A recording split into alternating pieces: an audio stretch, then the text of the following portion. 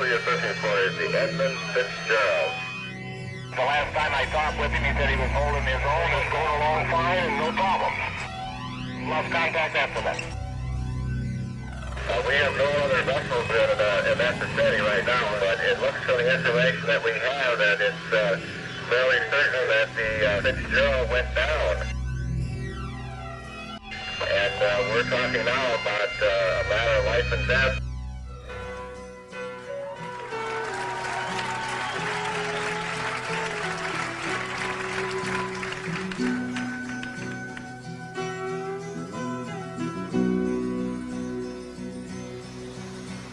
The legend lives on from the Chippewa down of the big lake they call Gitchagumi.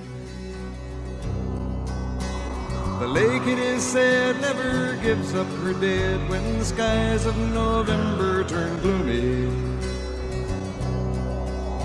With a load of iron ore, 26,000 tons more than the Edmund Fitzgerald weighed empty.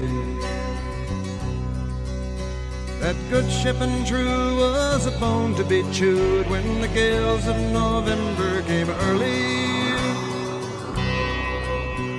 The ship was the pride of the American side, coming back from some mill in Wisconsin.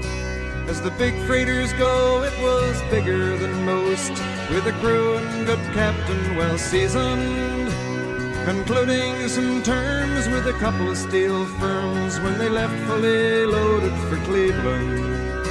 Then later that night when the ship's bell rang, could it be the north wind they'd been feeling?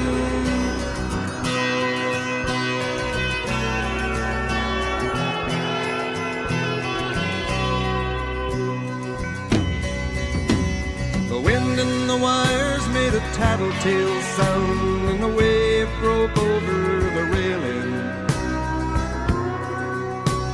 And every man knew, as the captain did too, 'twas the witch of November come stealing.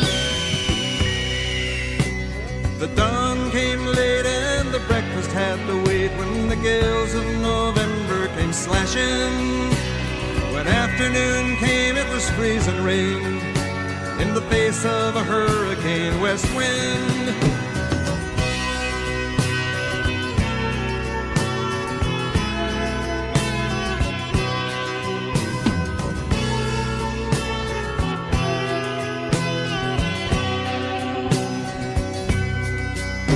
When supper time came, the old cook came on deck saying, "Fellas, it's too rough to feed you." 7 p.m. a main hatchway caved in. He said, "Fellas, it's been good to know ya." The captain wired in, he had water coming in, and the good ship and crew was in peril. And later that night when his lights went out of sight, came the wreck of the Edmund Fitzgerald.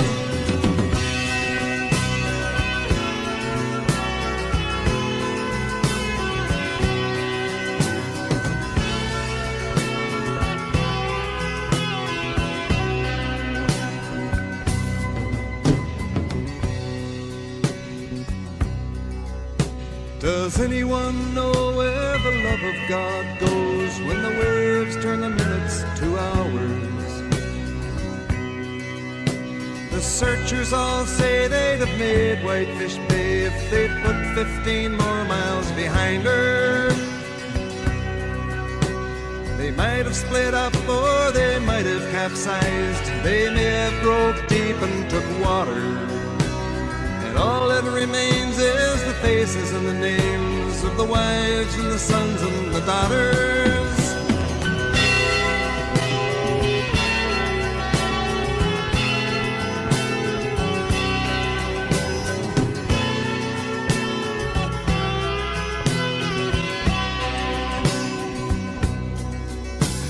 Lake Huron rolls, Superior sings in the rooms of her ice water mansion. Old Michigan steams like a young man's dreams. The islands and bays are for sportsmen. And farther below Lake Ontario, takes in what Lake Erie can send her. The iron boats go, as the mariners all know, with the gales of November remembered.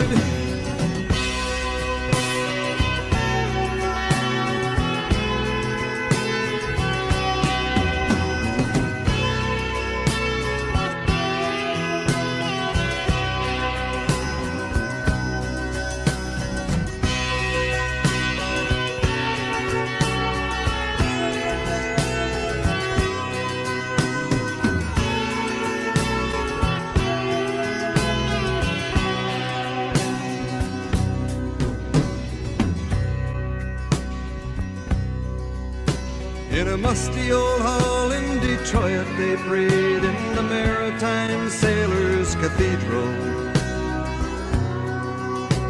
The church bell chimed till it rang 29 times for each man on the Edmund Fitzgerald. The legend lives on from the Chippewa on down of the big lake they call Gitchagumi. Superior, they said, never gives up her dead when the gales of November come early. Do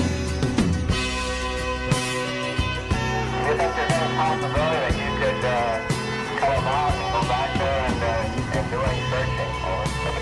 God, I don't know. I'll go back and take a look, but God, I'm afraid that I'm going to take a hell of a